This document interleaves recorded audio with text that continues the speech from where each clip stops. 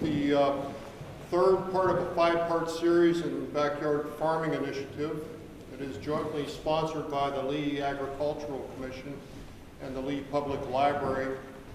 And my name is Paul Gazowski. I'm a member of the Lee Agricultural Commission since 2006. I hosted this last year, and the ag people asked me to come back, so they must be seeing something that perhaps I'm not seeing myself. But here I am. I am not a farmer. Those of you who've been here before always hear me say that. It's my disclaimer. I am not a farmer. My farming roots probably go back about a generation and a half to Europe. And when my family came over from Poland, they did not, and Hungary, they did not bring farming with them. They were printers and artists and mill workers in the greater Pittsburgh area. So I do have a blue-collar ethic, for sure. I'd like to thank some people, beginning with the Grange, for, again, hosting us, and it's just a great place to do this type of thing. We really appreciate it. Jimmy Brady does setup for us and gets the place nice and warm and keeps it comfortable, so thank you, Jimmy. And Scott Jones and his wife Cindy Jupp Jones have been taping this for several years. And over on the table there are books and DVDs of this series. So if you haven't been following, we've covered a lot of ground. And you can borrow the DVDs from our library and the books that are related to the series. And perhaps within the next few months, maybe you can even purchase the DVDs. So tonight, our theme overall this year has been talking to folks who farmed a long time and talking about how they got into it, and talking about their dreams. We stray a little bit here and there. Our format's pretty simple. We try to cram all this into an hour and a half, assuming that basically folks would like to get home by about 8:30 or so. So we have 2 guest farms tonight, Bluebell Greenhouses and Pinewoods Yankee Farm. This is all Lee, and if you haven't visited these places, you're certainly welcome to visit them. So we're going to ask you, there will be a question and answer period. The Bluebell Greenhouse is going to go first, and they will speak for about 15 or 20 minutes. Yuta says a lot less than that, but this is kind of an open format, so if you have questions, just kind of hang on to them, because there will be a question and answer period after their presentation, and then we'll segue over to Pinewoods Yankee, and they'll probably present. There'll be another Q&A, and then we'll wrap up the evening with yet another question and answer period. I fill the void, okay? So if you don't ask questions, I kind of come up with questions along the way. I got a few surprises along the way usually. I do have a few surprises tonight. Amy and Yuta Daskal operate Bluebell Greenhouse off of North River Road, and they've been at it for quite a while now, so I'll just simply introduce them and let them go at it. And I do have Amy's sister-in-law was a former colleague of mine at Oyster River High School. I'm a retired teacher. I taught at Oyster River High School for 33 years in the English department. So, Yuta Daskal. Hi. So we were asked to start with a history. So my history goes back before I'm from Israel, and when Israel was still Palestine. Israel got its independence in 1948, so you can make the calculation about what my age is. But in any case, I was born on a kibbutz, which is a communal farm in Israel. It was a big movement at the time. In late 60s and 70s, the kibbutz became attractive to a lot of young men and women, and one of those women is sitting next to me right here. So that's how, and we stayed on the kibbutz until one of the major war came, and we decided to come to America, and I went to college, and we moved back to Israel. It doesn't matter. What matters is that in mid-'80s, we found ourselves in this area. We went to look, we were looking at houses, which was, at the time, the housing market was at its peak. We were lucky to be the first ones to look at the house where we operate right now. While Amy was looking at the house and the rooms, I was looking through the windows and started to make plans and try to fantasize what we're going to do. In '86, we built our first 2 greenhouses.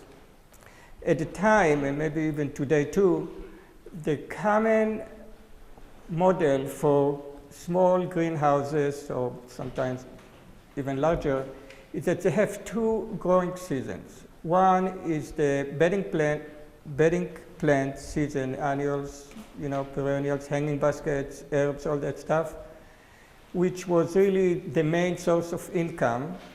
And the other one was poinsettia that came, poinsettia, even though you get it in Christmas, but in greenhouses you get the cuttings in August.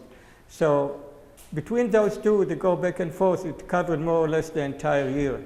Poinsettia was not, still probably is not a very money maker, but it helps to retain the employees and cash flow. We tried to follow this model, but we discovered soon after we did it, that nobody will come to us in the middle of the winter to buy 1 plant of poinsettia, which is kind of understandable. So we shifted to cut flowers instead of going poinsettia. And also by doing it, it allowed us to have additional growing season. So right now, we have the bedding plant season, which is in the spring, followed by cut flower season, late summer and fall, and then another cut flower season in the winter, this is the very, very end of the winter cut flowers, just a little sample.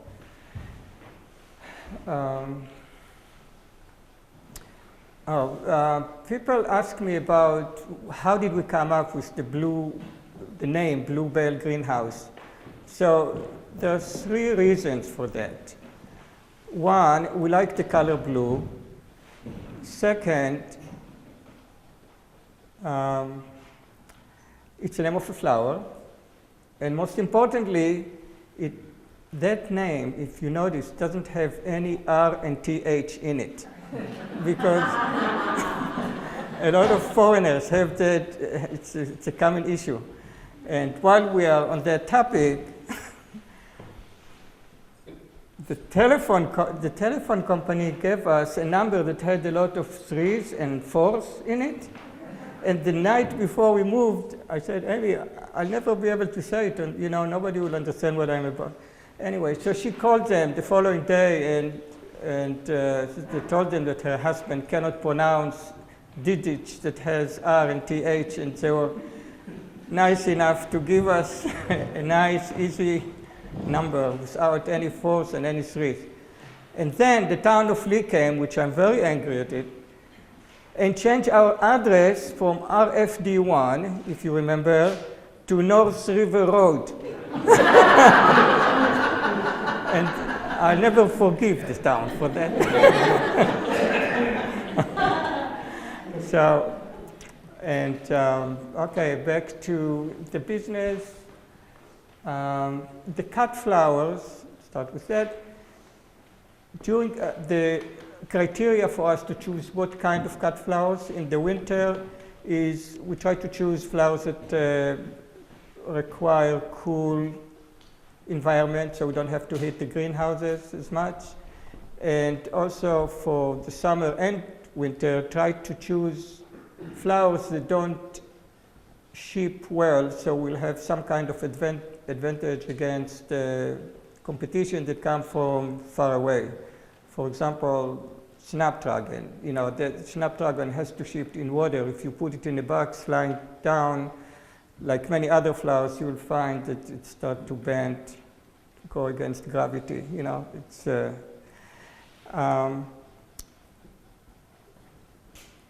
as far as the annuals, I think in the annuals we reach some kind of plateau as far as sale.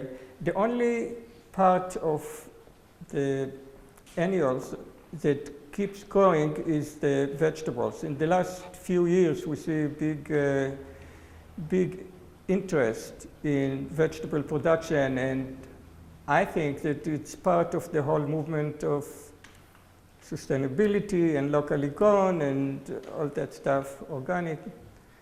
Oftentimes, it's very nice to see young, especially young fathers with boys or girls come to the vegetables house, and it's kind of, it's nice to see some next generation that being involved and have some interest.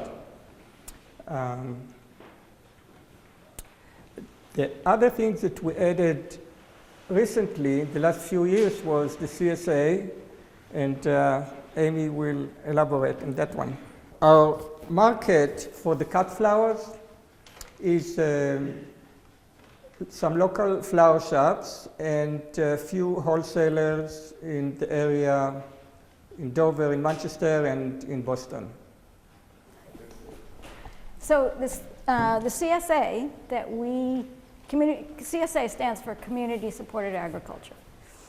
And there are a lot of different models of CSA where either the farmer does all the farming and then divides up the harvest into boxes and people pick them up. Anyway, there are a lot of different models, but our model is different in that we do all the work until harvest, and then our members come and do their own harvesting.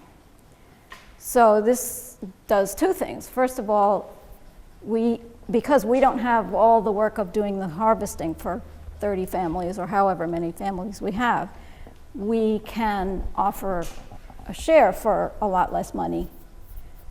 And also, when people come, they can get what they need, not what the farmer needs them to have in the box. So it works out well for everybody. People love coming. I see some CSA members here. They love to come, and we let them come a couple times a week so that they have really fresh vegetables all week long. I haven't found the need to limit people as far as weight or a box, because everybody's very reasonable and they take what they need, and seems to all work out. So it's great, and because they do their own harvesting, people have to live within a certain range, otherwise it doesn't make sense. So it's become really a community. We have picnics together, and we do a potluck together at the end of the season to talk about the following season, and it's very nice. So one of the other things that,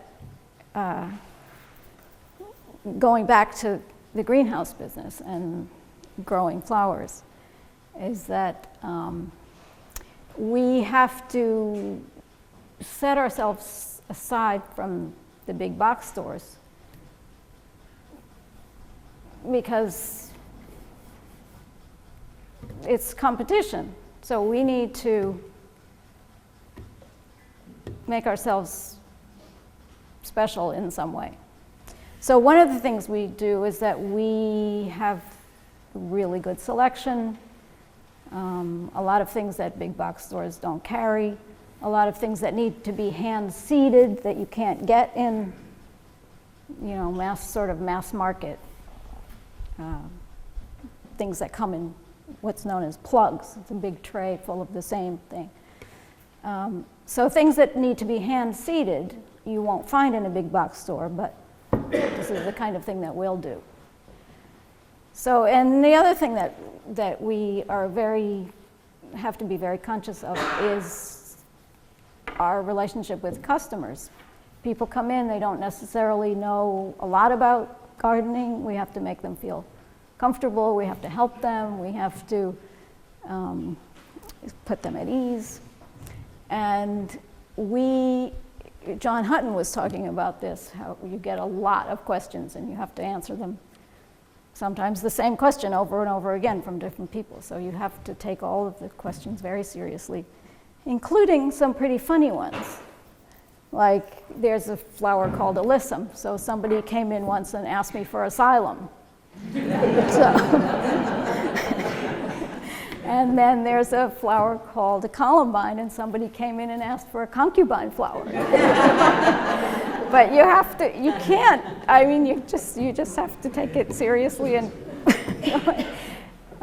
including, there's a lot of this too. People will come in and say, I got a plant from you last year. I don't remember the name of it, but it was yellow and it grew up. So I just say, can you give me a little more information? And believe it or not, we figured out what that was. So that was just, and the other thing is that we've been in business for almost 30 years. So, you know, we develop a relationship with our customers, with the community. When people come in, they know, they can approach us. Do we have any questions? Could both of you just talk about your background, educational background, in terms of what you brought to the equation? I did not have a background in plants. I went to college in Connecticut and then was a volunteer on the kibbutz in Israel. We always had gardens growing up, but I had no experience with this. So when you decided we should put up greenhouses, I was terrified. And over the years, I just learned by working in the field. What was your background in? Art, liberal arts and art. So, Tell my background. No, colors. Okay, my background, I don't need. before we leave that, I'll just take this opportunity. Those of you not familiar with Amy, Amy's quite a good artist. She doesn't have any of her work here tonight. She's done illustration work for various groups in the town, and beyond that, I think she's done other illustration work. Before we turn it back to you, what did art bring to this equation for you?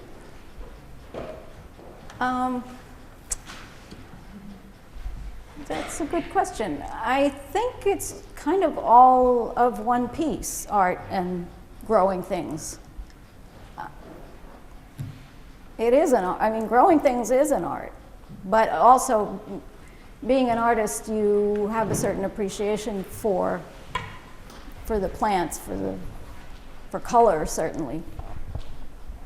There's a very interesting thing that happens in the greenhouse. People will come in and they don't know what they want exactly. They need a starting point. So over the years, I've learned a trick which works very well. I look at what they're wearing and I bring them to a plant that is the color of their shirt. And they're unaware of this, but they see what I found for them and they are just astounded. This is perfect. So in that sense, you could say that an artist's eye would pick that up. That's such a wonderful answer. Zita, you were going to... My background, other than growing up in a kibbutz, in fact, beforehand, we worked in the dairy with the cows. And I said to Annie, there is no way I'm going to stay with the animals because it requires much more. You cannot leave the place, especially in Israel on the kibbutz. We milk the cows 3 times a day, so it's every 8 hours, another shift. It was really, anyway. When we came here, I didn't speak English. And we on our honeymoon, we went to find a college for me. And we went from college to college, and Amy was translating at the admission. We ended up at Cornell, and they suggested that I go to a community college for 2 years nearby. And then, if everything is okay, great, and at the time, you can transfer the 2 years and graduate from Cornell the 4 years. And that's what I did, and it was the best advice I had ever gotten in my life, because I got all the requirements at the community college, and then, got all the elective and what I was interested. It was in the ag school and horticulture. And ever since, I work with flowers here in Israel too. Except when you have to chase our cows. Wait. So the flowers bind you like so. Yeah, right. That's what we found later. That working with the flowers and seedlings, it's almost the same as working with cows and. So they don't get out so much. Yeah, that's true. Wait, but we still have every few. You have to go and miss them. Be sure they don't drive. Anyway. Yes. So I presume the vegetables are outside, or the vegetables inside also? The vegetables that we grow. Yeah. We grow only starters, meaning, you buy the small plants. They're in hoop house, which is, it's indoor. But I thought you said the CSA. For the CSA, it's only outside. Yeah. So what do you do about cows wandering through? Thanks, Bob. This guy has knowledge of, these guys are neighbors. We are sure that the cows will come only in the winter. My garden, not you get Amy's. It's a picture of what happens on their farm when one of the cows gets It loose. was an incident. There was an incident recently that Yuda was having a lot of kale, and I got a phone call at 7 o'clock in the morning, and there was no more kale in his garden. Yeah. So what do you do about keeping animals out? I mean, the woodchucks and deer. And, I don't understand why we don't have any fence, any electrical fence, and I don't understand why animals don't come to our field. Because I see the deer, I see them down, in the field, but they don't come to the vegetables. You have dogs? No, we have a cat. I don't know.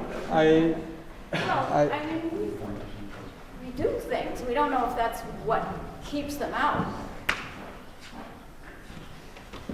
For example, I plant hot peppers at the edges of the CSA. I don't know if it's keeping them out, but I do know that they came and nibbled on it. We also take chicken wire or other kind of wire, and instead of trying to make a fence, which they could easily jump over, we lay it down in sort of a wave pattern, and they probably don't like to get their feet tangled up in it. I don't know if that's what's keeping them out, but there was one occasion when a deer did come into the CSA, but it was a fawn. Somebody came to harvest green beans, and they're looking in this row of beans, and she said, "Oh, there's an animal in here." So I figured my cat was in there. We went to look, and there was a fawn curled up in the beans, and it was there for 3 days. And apparently the mother stashes the fawn and goes off to eat. And then after 3 days it disappeared. Nothing was eaten. The mother didn't come into the garden to browse. The fawn didn't eat anything. And so that was our only time when we actually had a fawn or a deer in the garden. So you have a gate in this wavy thing? I mean, how do you get your tiller into? Oh, well, one side of it is open. That side where we come from the house is all open, but we're protecting the side that comes in from the field and the woods. So, do we have other questions? We were kind of at this point in time. Now, these guys are neighbors, and so we have flowers and large animals on one side and vegetables and flowers on the other side. So I suspect it gets a bit adventuresome at times and along the way. So we're going to transition over to Pinewoods Yankee. Before we do that, I thought I would share a couple of photos with you from our archive. We don't have a farm, but we do have a garden. And a couple of years ago, we had a snowy winter, and I had bought some compost from Eric the summer before. And when everything melted and the asparagus came up, it came up rather aggressively. And this is a photograph of our asparagus, and that's Andy there with a chainsaw. So these folks think they can grow things, but I think we really know, and I kind of attribute some of this to Eric's compost and to my younger son's ability with Photoshop, and I'll just kind of. I should pass this around. You want to see? Okay. You want to see real evidence of that? Okay. And then a little more compost. So we're waiting for the snow to melt to see what happens this year. Tina Sawtelle.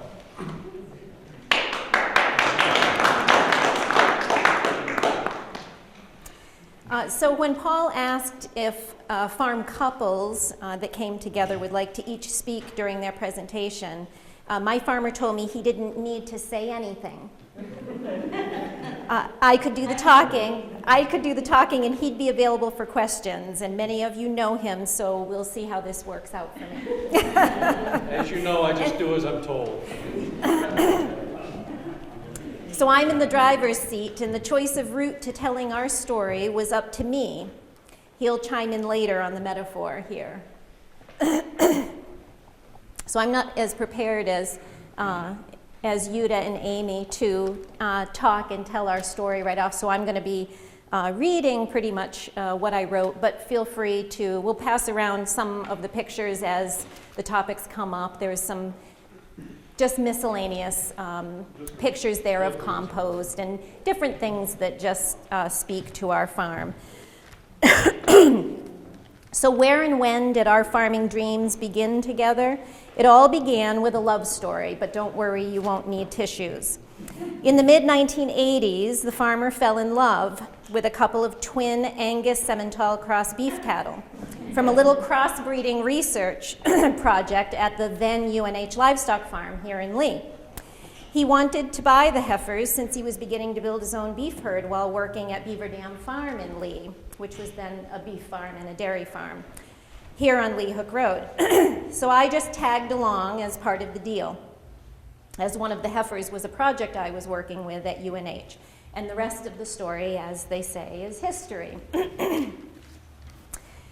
Eric had zoology and aquaculture schooling behind him, as well as machinery dealership and farm management. My education focused on animal sciences and resource economics, agribusiness. Eric and I each worked on other farms while we continued to build our own farm.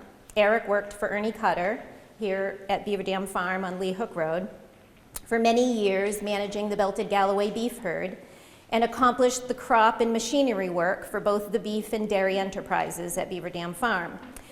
I worked for David Hills for many years with Bill Toll out at Emery Farm in Durham,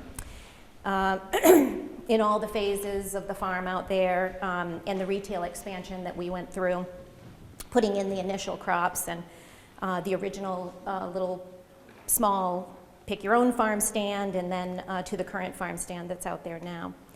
And during this time, Eric and I took time during these years while we were working for others to continue to build our beef herd, as well as a fleet of equipment, machinery, and other assorted iron. My words. Along about 1990, along with awaiting the arrival of the first of our 3 children. We started a lease with UNH now in 1990, which was now vacant. It had been the UNH livestock farm, but they had gotten out of both their beef and sheep enterprises there. We officially launched in 1990 our business, Pinewoods Yankee Farm. In addition to our beef herd, we offered a unique service there, which you can ask Eric a little bit more about later, needed by especially dairy farmers at that time, which was a heifer quarantine facility for embryo transfers. And we did that for a few years there. Talking a little bit about the challenges for beginning farmers. We talk a lot about the challenges for beginning farmers these days. And the challenges for beginning farmers were really very much the same then as they are now. Some of the challenges that we were up against were very much the same that you'll hear these days. Locating affordable land base, acquiring funding for cash flow and capital investment, being very careful about carrying the right debt load. Steve talked about debt when he was up here last month. Steve wanted no debt, and I, being a finance person, loved that scenario. The reality of having animals, needing equipment in facilities for agriculture and feed production, the reality is that you'll definitely carry debt, at least in your early years, unless you have a cash cow, which we didn't. Talking a little bit more about challenges, you must be realistic about costs, have to be realistic about all of your figures, how much things cost, about yields, about risk, all of the risk that enters into farming, the weather, disease, pests, the economic risk, soil fertility, your available land base at affordable prices, competitive uses for land, media trends, what's the media telling everybody that they want this year, they need this year, and also the state of the infrastructure is another very important part that sometimes we don't think about when we're getting into different enterprises. For us, meat processors and the cycle that infrastructure went through was definitely a large part of us being profitable or not in selling beef in New England. Other infrastructure things that you have to think about, important, veterinary medicine, the availability of it, cost of soil amendments, legislative action, who's making rules, what are the rules and regulations that you're going to have to live by, try to make a profit, town ordinances, all of these are things that enter in to farming decisions. You must be realistic, and one of my personal passions for young farmers, beginning farmers, is to be sure that up front that you plan for profit, and that a lot of times we have a passion and we go forward with that passion and we just hope, or we don't really think about the financial part of it. And if you're full-time farming, which a lot of these things pertain to, full-time farming, that you really need to be sure that up front that you're planning for profit at the get-go, and you have to be able to pay the bills. Above all your fixed and variable direct farm costs, all the obvious costs to the farm, you then need to pay your mortgage, property taxes, save enough money to put kids through college, pay your own health insurance costs, maybe pay for a retirement fund, though for most farmers, your retirement most likely will be wrapped up in farm capital. So financial sustainability in conjunction with ecological sustainability must be front and center for farmers to thrive. Still talking about a few challenges. Farming faces some of the highest risk, so many unpredictable variables that we talked about, weather and all. So managing risk is one tool most farmers must become familiar with. Our risk management tool, in a nutshell, really, our biggest tool was diversification. Diversification has proved to work for us over the years and made it so that we can have a year-round business. We've seen many cycles over the years of changing weather patterns, as well as economic peaks and valleys in our diversification in the different enterprises that we have definitely taken us through those peaks and valleys. We have maintained a 50 to 100 head beef cattle herd, depending on different times. That number includes cows, calves, bulls, heifers, steers, the entire herd. We sell individual cuts of freezer beef off the farm and at farmers market, as well as to institutions. Our marketing goals with our homegrown farm-raised beef has always been to provide local beef for families to include in their regular weekly meal planning. I've wanted to be able to provide the community with local grown at a price they can budget into their weekly shopping and at which we can have enough profit to pay our bills. I've been passionate about this market positioning, and I've felt that this target market for us is sustainable. For my time invested in marketing, it has made sense for me to serve 100 families all year round for their beef needs for meal planning week to week than to constantly get new leads on a lot of new customers and prospects, and hopefully turn them into customers that purchase just every once in a while. Our original marketing, even as far back as when we were marketing beef for Beaver Dam Farm, originally in the 80s and the early 90s, was only to sell sides of beef. We didn't even, there weren't many farmers in this area at all that thought about selling individual cuts of meat. We didn't have farmers markets around at that time. They were just starting. And the economy really was what forced us to start to sell individual cuts. People didn't have freezers anymore. People were really had changed financially to living paycheck to paycheck, week to week. Their buying habits were changing. They weren't interested in half a cow to put in the freezer, and they really wanted individual cuts. And so that's the changes that we just continually needed to be flexible to keep in our diversification to try to give the market what they are looking for. And they didn't know how to cook various cuts. Cooking certainly added into it as well, as far as what the demand was. I want ground, I want ground, I want ground. I know how to make burgers. A little more about diversification.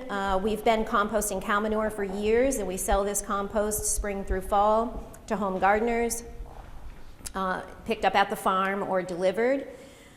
Eric maintains fields and harvests feed for our own herd and sells hay to others. He also does custom field and machinery work for other farmers and landowners. He's a super savvy machinery mechanic, and he maintains all the equipment, really anything that needs fixing on the farm. Not just the equipment, but he's definitely a Mr. Fixer. We have a market garden where I grow veggies. The veggie part of what we do is really most just for our families. And the larger part of that market garden is ornamentals and cut flowers. I sell these ornamentals and cut flowers in many different channels during the field growing season. The cut flowers enterprise blossomed to a year-round floral design enterprise. I'm the designer, and I use our cut flowers in season. Bluebells, cut flowers, and other local growers all year round, as well as sourced from other farmers in warmer climates year round. And this artistic enterprise took on a life of its own, and it offers a great addition to our diversification and something that we're able to offer year round. And lastly, I thought before we do questions that I would just kind of give a list of things that maybe we can all add to. Who is it that we need to be in order to be a farmer?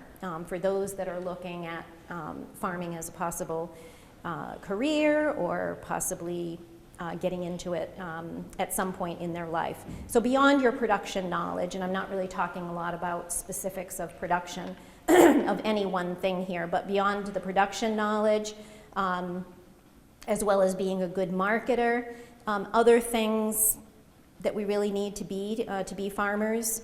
Farming really needs to be your life priority. You have to be willing to make it your life priority and your passion.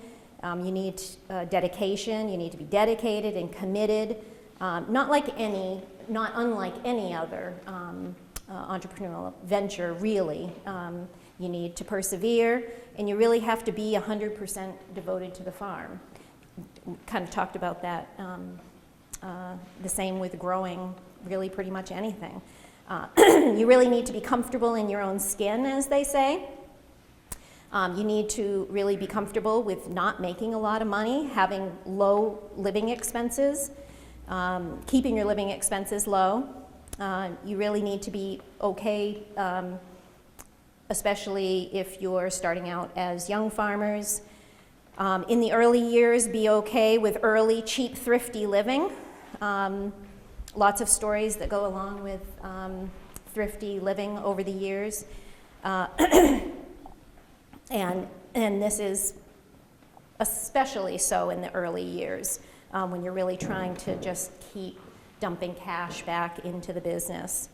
You need to watch your debt load carefully. Typically, in any farm business, you're cash strapped, with money always being dumped back into the business.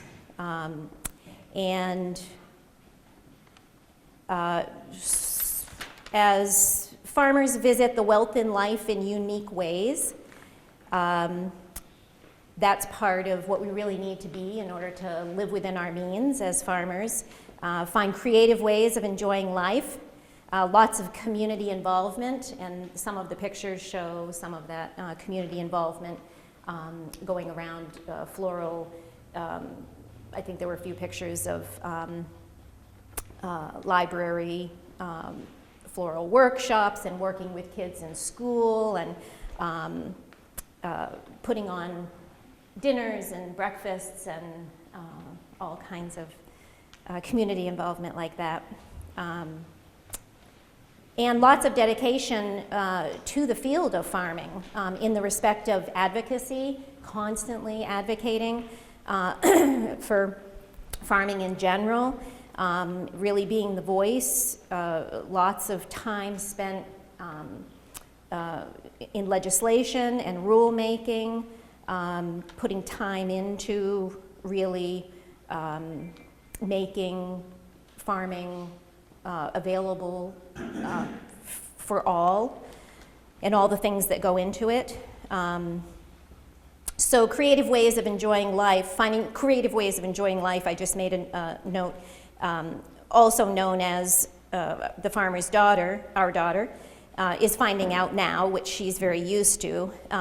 Creative ways of enjoying life, for example, knowing that a road trip out of state to the machinery dealership is considered a vacation.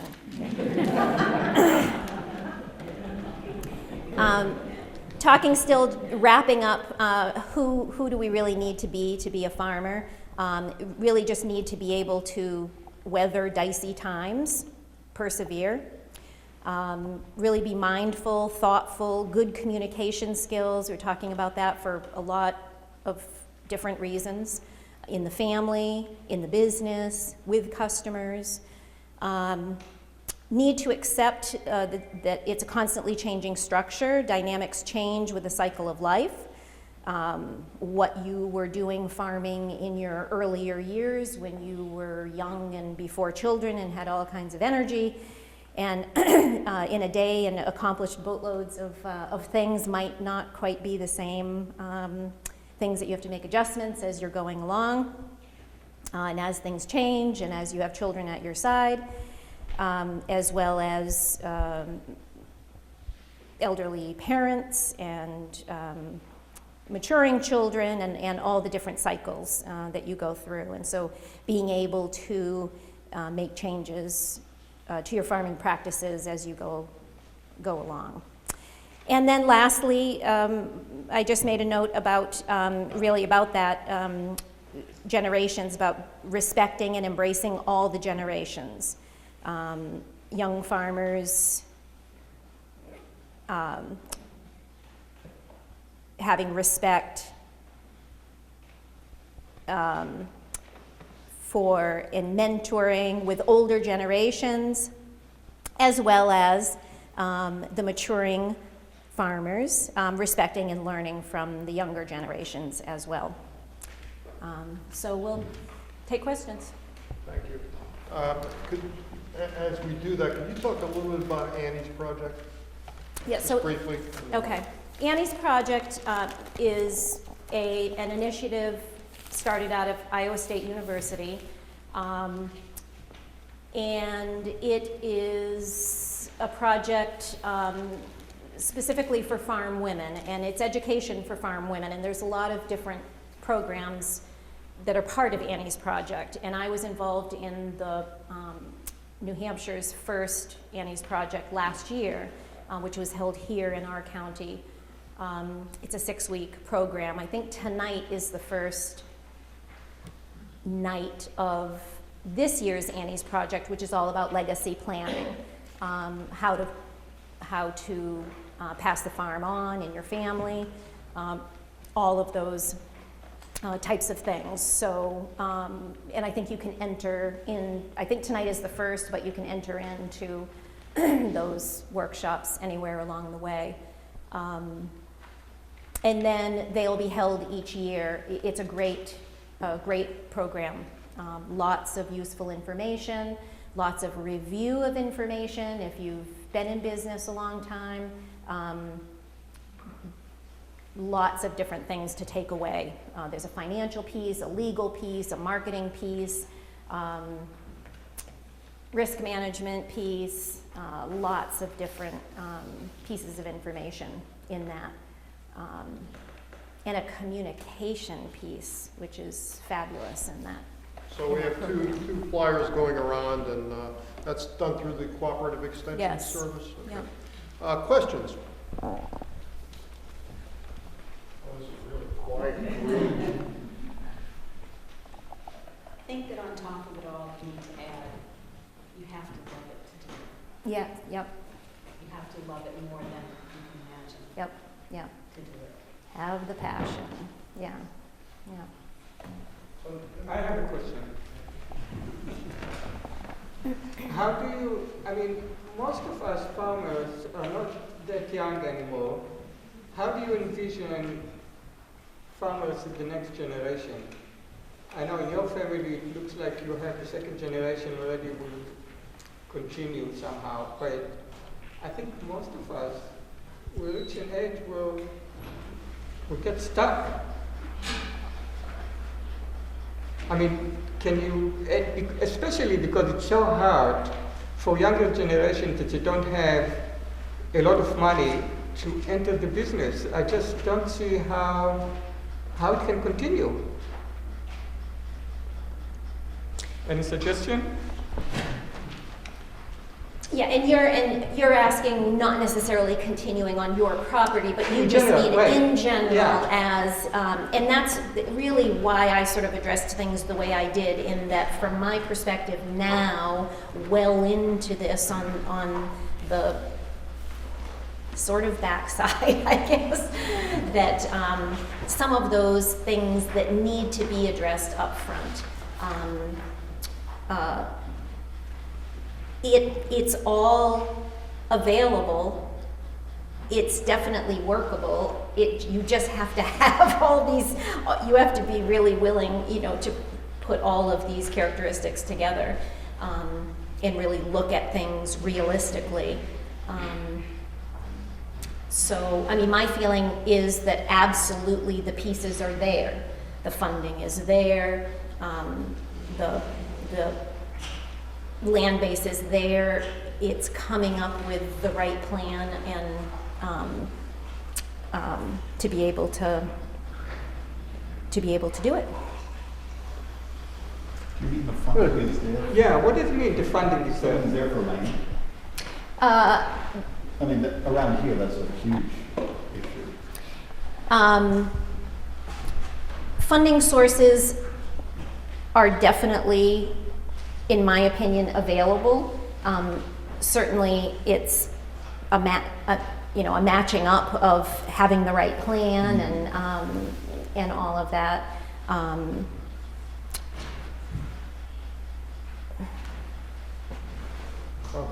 We'll take another question from the back. I have a question for Eric. I see you all the time, over Durham, hay, and making big bales of hay. I'm just curious about you wrap them usually in white plastic wrap, and then sometimes I see them that they're like either no wrap, or it's string, or is there a difference? Are there different grade? Is that a method of the end result? Is there different use if it's wrapped one way or another way? Or are they all the same, just different material that you happen to have that day? Or? Well, it's a combination of different things. It depends on what you're going to do with the feed. In our case, where we feed most of it ourselves, I like to have some, well, first of all, the big white marshmallows that you see out in the fields are not dry hay. It's actually what's called baleage or silage, essentially. It's about 40 to 60% moisture. So it has to be wrapped in those white packages, which are sealed on, it's got a sticky surface on one side of the plastic. So it's completely sealed up and it essentially ensiles the feed, just like if it were in a silo. So it's fermented feed. That is handy, and even though it's a little bit more expensive, it costs about $6.50 a bale just to put that protective wrap on it. Depending on the weather, you need 2 to 3 good days of weather to dry grass out to make hay. And around here, where we're so close to the coast, we have, and particularly this year, is going to be a nightmare because the ocean water temperature is so cold right now. We're going to be having cold sea breezes and fog right into the middle of June, at least. We start usually harvesting hay around the 17th of May and go right up till Thanksgiving in 2 or 3, sometimes 4 cuttings, depending on what the crop is and where the field is. The baleage bales are sort of an insurance policy, even though they're a little bit more expensive to make. You can cut the hay and just let it wilt down and bale it, harvest it, and get it off the field if you're expecting rain within the next 24 hours. Whereas if you were trying to make dry hay, and last year is probably a good example, the first 5 weeks of June and into July were really difficult to make dry hay because you wouldn't get that 2 or 3 day window, or you get a sea breeze at 2 o'clock in the afternoon, the temperature would drop 10 degrees, the humidity would go up, and you're right back to where you were at 8 o'clock in the morning the day before. So making dry hay around here is a real difficult proposition. You really have to be aggressive about it. You have to work it pretty hard to get it dried down, and depending on what the crop is, what the soil conditions are like as far as moisture, it all depends on how you harvest that crop. And there isn't any one boilerplate formula. That's where the art part of it comes in that Amy was talking about, and it is an art. What you read in a book is usually a best case scenario. What you see in the field is usually the worst case scenario. So you have to be able to manage both ends of that spectrum and hope that you end up with something that's decent. The bales that you see, and if you drive down Route 4 now, you'll probably see a bunch down behind Jerry Smith's in the field still on Back River Road that I'm just taking out of the field now because I couldn't get to them in the fall because the ground was too wet to get in there. I would have rutted everything up. Well, by leaving them out in the field, they have what's called a net wrap covering on them, which is a really tight woven plastic netting that makes the bale really, really tight and acts like a thatched roof. And if I get a 1/4 of an inch of spoilage on the outside of that bale of weathering, that's a lot. And so from an economic standpoint, it makes sense to just leave them out there because they're not going to spoil. Leaving them out in the field, and if anybody has been by there, and if you go by there in the next few days before I get them all out of there, you'll notice that around every single bale, it's like a wind tunnel. And the bale, there's no snow around those bales. It's about that far away from the bale all the way around where it just gets whipped around and there's no snow on it. So it's really a dry environment to store the stuff in. I don't know if that answers the complete question, Sarge, but you have to look at all the variables, how you're going to feed it. Like in the wintertime, this weather we have right now, it's hard to feed baleage bales because they freeze, and it's hard for the cows to get into them. So I like to feed dry hay this time of year. In the summertime and in the early fall, late winter, early spring, I can feed the baleage bales and not have to worry about them freezing. In the summertime, it's a little bit harder because they will tend to heat up faster and spoil. So feeding dry hay works a little bit better in the summertime. And we feed about 4 of those a day, so we go through it pretty fast, so there's not a lot of spoilage. And those are 5-foot diameter bales, which are the equivalent of about 10 to 15 square bales in each one of those. And then we do make square bales also we have some horses that we feed, and younger stock we feed with mainly second crop square bales, which are just a little bit easier to handle from that standpoint. Other questions? Okay, we're going to, yes. Comment and one question. First of all, experience. I want to just say that I bought flowers off of Tina, a funeral arrangement. Beautiful. Don't have to go to a flower shop. Bluebell, I did CSA last year. Wonderful experience. It's great to go and harvest your own vegetables. But you hit upon something, Tina, when you haven't purchased any beef, Eric, but this is, you hit upon it. I don't eat that much beef, but I might want some now and then, but you're right. I wouldn't know how to cook grass-fed beef, so you want to speak to that?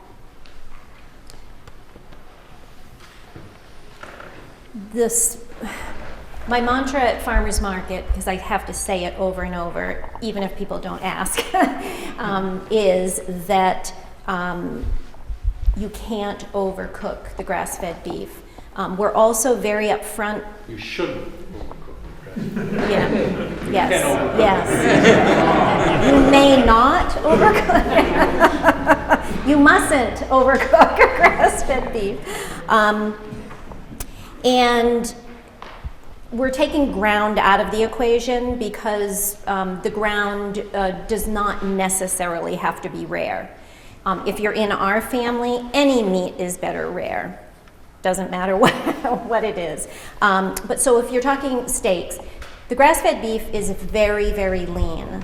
We're 100% grass-fed. So there's a lot of different models out there with grass feeding. Some are finishing on corn, so it gives a little bit of marbling toward the end. It is a little more tender. The marbling adds tenderness. We're 100% grass-fed, and so the steaks are very, very lean, and if you're not slow cooking a pot roast, or you really need to cook them medium rare to rare. They'll continue to cook after you take them off the grill if you're cooking on the grill. Once you cut them, the juice all bleeds out, so you really need to let it sit after you take it off the grill.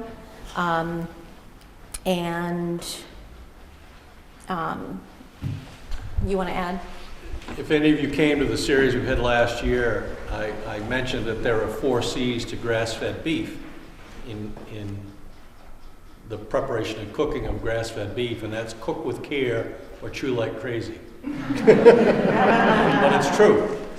And So it's an educational process, and the reason we grow grass-fed beef is because that's what consumers seem to like. I grew up in the meat business. My father had a meat processing plant, not a slaughter plant, but we sold retail meat when I was growing up in Maine. And I'm old enough to remember the transition that went from beef, native beef in New England in the 50s and 60s was considered an old dairy cow, or a cull dairy cow with yellow fat. In the early 60s, or actually it started really after the war when agriculture really started to expand, the corn production started to expand. So what are we going to do with all this corn? Let's finish cattle on it. For two reasons. One, because it was a cheap feed. Secondly, it gave consistency to the product. And if you were, before they had supermarkets per se, if you were a meat purveyor, people expected to get the same quality, grade, every time they came in to buy beef or whatever the meat was. So by feeding corn, it made a consistent product all the time because animals were finished to what was called a quality grade, and there became a USDA grading system, which some of you may remember, which started with actually standard and commercial cows, and then grade good, which is now grade select, grade choice, and they all had individual low choice, high choice, whatever, and then prime, which was 99% of it went to the restaurant trade. Very little of it went to retail markets. So up until probably the early 80s, the major portion of beef that was sold in the markets was either high good or low choice.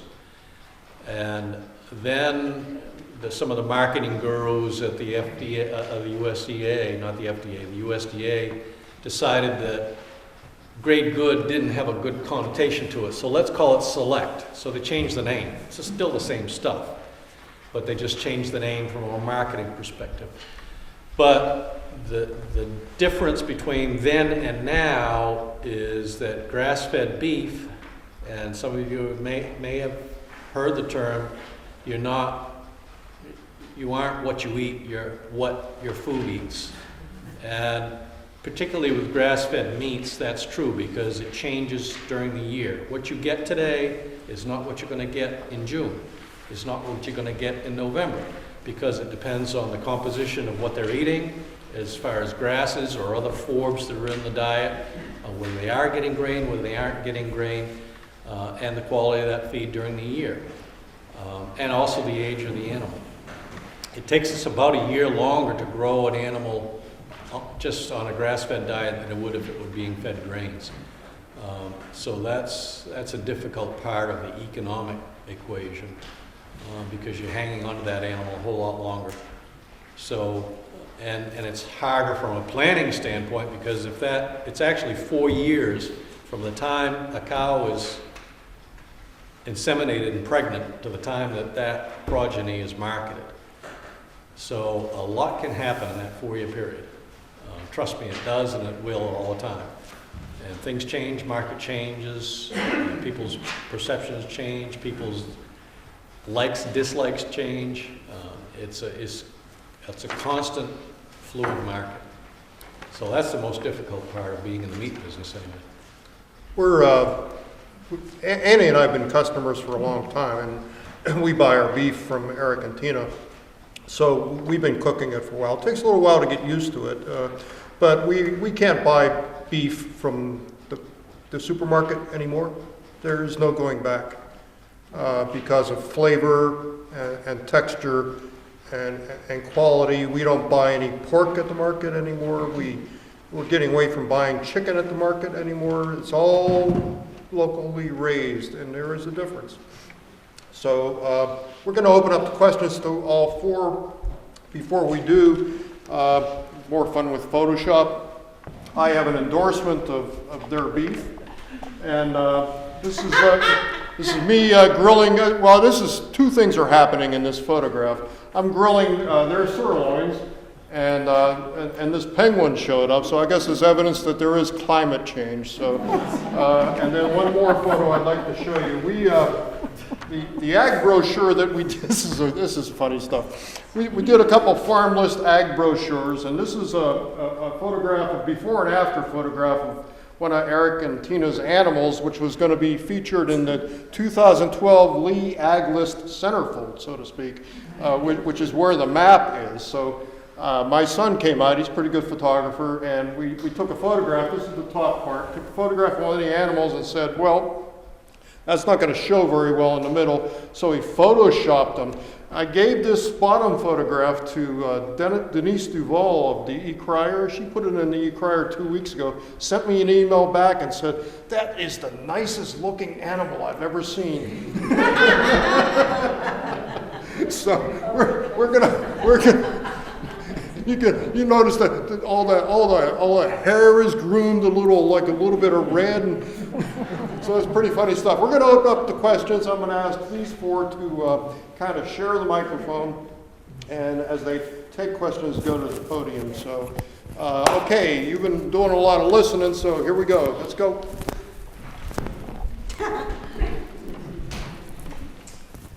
For Eric, or for Tina, perhaps, how are I know this is an issue for you, the FSMA rules, new FSMA rules, how are, that's Food Safety Modernization Act rules going to affect your business?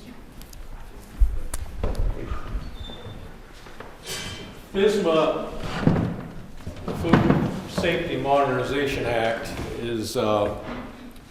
was put into law in 2010 with the idea of reworking food safety rules and regulations. And this is not USDA, this is the FDA.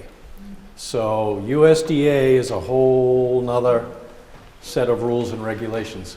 FDA comes along and they are essentially concerned with food safety. It doesn't affect us as much as far as direct food safety goes as it does produce farmers. Anybody that's growing any kind of produce is going to be really affected by this. There are, and we're now in the second draft stage of the rules. The first draft stage was a disaster because most of the people in Washington didn't know anything about farming. And they had rules and regulations in there that were completely unworkable, completely uneconomical for farmers to do, and a lot of people just said, that's it, I'm done. I can't comply with these. So they asked for a comment period on 5 rules that were all concerned with produce, essentially. Got 20,000 comments back, 99% of which were negative. And they did, to their credit, go back and rework the rules, get rid of a lot of the problem areas, and have now pretty much completed the second draft of the rules, which are coming up for comment probably in another month. There are still a lot of issues. It's going to add a lot of costs to production. I'm not sure that what they're trying to accomplish is going to be accomplished the way the rules are being written. There's a lot of redundancy. There's a lot of needless actions that need to be taken as far as food safety issues go. And it's all based on the precautionary principle. It's not based on science. So that's the issue right now, is that rules and regulations needed to be based on science, not on what people's perception is.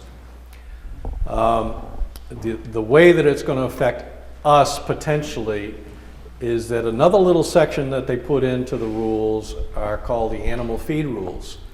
Well, the original intent was to look at things like pet foods. And some of you may have remembered a couple of years ago with the melamine issue and milk and food coming, pet foods coming from China. That was what really prompted them to look at animal feeds. One of the issues with animal feeds is they want to use the same rules that pertain to human food. For instance, you can't, or one of the original rule makings was the use of biological soil amendments, manure, and the proposal was to not apply any animal manures or biological amendments within 9 months of the time the crop is harvested. Well, that doesn't work in New England. It may work in California, it doesn't work in New England. 9 months is a long time, both from an ecological standpoint of that manure being incorporated into the soil and soil activity and microbial activity, runoff, what happens from the pollution standpoint. If you put it on in the fall, it's going to sit there all winter long and not do anything. So that got changed a little bit. The organic rule is 120 days. So we said, well, how come it's okay to do it if you're an organic farmer, but everybody else is going to have to wait 9 months? It doesn't make any sense. So they did change that. I asked the question of the FDA one day in a phone conference, are you going to have the same rules for animal agriculture? Yes. So I said, okay, let me ask you this question. If you put a cow out on a pasture and she's eating that grass, because of the animal feed rules being the same as for the produce safety rules, you can't apply manure to that pasture within 9 months of the time you're harvesting it. What happens the first thing that cow goes out in the pasture? What's she going to do? They said, well, then you'd be out of compliance. You have to take the cow out of the pasture, you can't put her back for 9 months.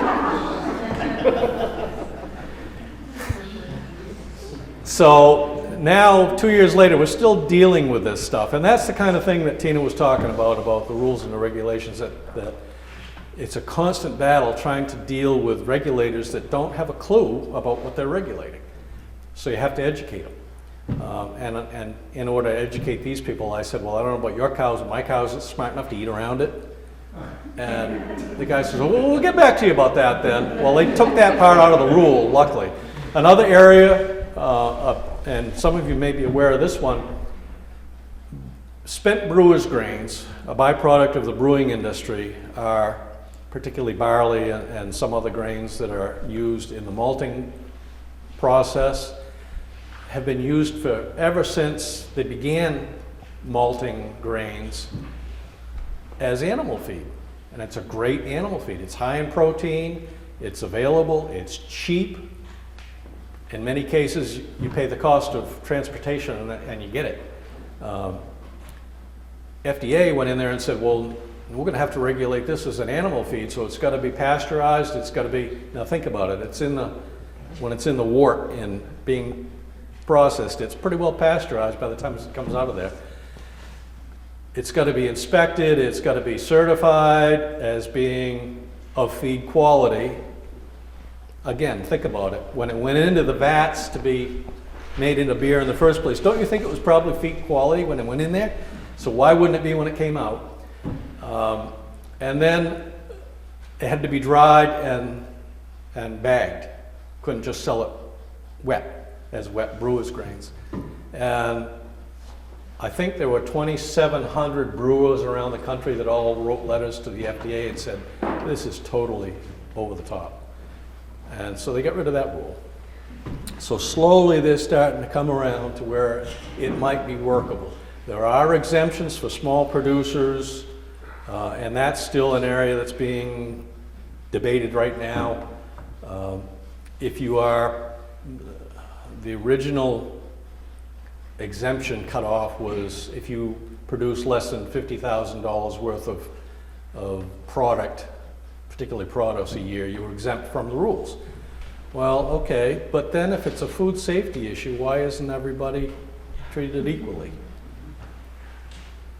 So, you know, the question is this whole thing really about food safety, or is it about just regulation, about control?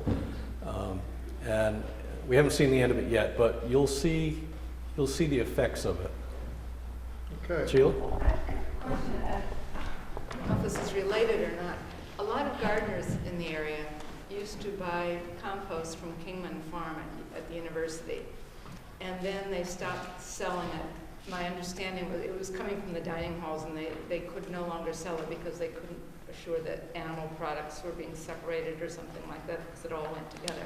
But I don't quite understand the whole deal with that, and why they can't just say to people, you can buy this, but it's got this. I mean, everybody was so happy with it for so long, and now we can't get it anymore. Well, it's the same issue they have with raw milk. It's a food safety issue because it all has to do with pathogen reduction. And with the way the rules are written in New Hampshire, they're much more strict than most other states. You can't use meat products, you can't use dairy products in composting. And separating those out is the tough part. How do you guarantee that there isn't anything in that stuff that comes from the dining hall? The way the rules are written in New Hampshire, the current rules are that if you're going to compost materials that have dairy or meat in them, you have to essentially go through a whole training regime. You have to have a facility, a covered facility, which in most cases, to do it economically, is going to cost you in excess of $1 million to build. And there are a whole raft of other rules. Currently, there's a bill in the legislature to reduce what those rules are, to make it more competitive with surrounding states. And if some of you may have seen the truck that goes around that says Mr. Foxwell Composting, Ryan Bedard in Dover has started this company where actually he's picking up stuff from the dining halls and from Durham restaurants and a lot of other area restaurants and even some of the towns and taking it to Elliott, Maine, where their composting facility is over there, because the rules are that much less stringent. So I don't know if that's if it's actually gonna change or not, but that bill there is a move to make it a little bit more workable. I wanted to ask Amy and Yuta, it's been a long winter for all of us, but I'm going to call you lucky folks. You lucky folks get to grow and nurture year-round. So is there still magic in growing things for you, and planting and growing and having the ability to be part of that process and see that happen right in front of you? While he's getting ready, I'll tell you that some of the cold days I call him up and say, how warm is it in the greenhouse? Because I'm coming over. Well, I think the growing part is oftentimes simpler than marketing the crop. As far as growing in the winter, it's mostly a matter of raising the thermostat. So the harder the winter, obviously the more fuel we use. Unfortunately for us this year, even though the price of fuel went way down, we were unlucky to lock the price just beforehand. We pre-bought it, and so we got hurt by the high fuel price as well as the quantity of the gallons that we used in the greenhouse. We use roughly about 4,000 gallons during the season. Everybody can multiply it by 3.5, and you get the expense of just the use of the fuel. Now, the last couple of winters, we did rent 2 of our greenhouses to a farmer who does a winter farmers market for growing salad greens. So they obviously pay for the use of the oil. So you have a son and a daughter that are grown. So you have basically started a business and raised a family, as did you two, and managed to succeed in the business. And I know your children better than yours, but You've done a great job raising kids, and you're still together. How'd you do that? They have 3 greenhouses and they're never in the same one. I mean, is that a question? We're like, here we are, you know, like there we are, like together at one table and talking about like everything. You know, it's a hard question. I know it's very hard for, you know, it's a common issue for a couple to be involved in the same business and still stay together. Oftentimes we find that one of the members will go and find another job. I don't know, I think it's a matter of personality. Maybe we're more accommodating one each other, I don't know. But we managed to do it. Well, anyway, you know, really congratulations to all of you for being able to do everything that you've done. We can take one more question and then we're going to call it quits for the evening. If there's a question out there. Yeah, talking about availability of land and whatnot, I think a lot of the farms that are operating in Lee are on land that has conservation easements on it. And you want to comment if that is important to you, or how you see it as affected the availability or the profitability of farming in the town? Well, we would love to put our land on conservation easement, but I don't see, and I don't think the town will be very open to come and expend more money on buying easements of farming, unless you have another organization that will do it. I don't know, am I wrong? I don't think Pinewoods is on easement either, are you?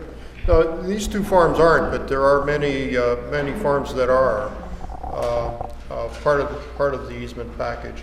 So, well, we're going to wrap it up, and there's certainly there's some beverages and cookies over there. You're welcome to hang out and talk some more and look at some more pictures. And Annie is over by the books. Those books are all from our library. And the DVDs are the collection from the previous years of this series are available for loan at the library.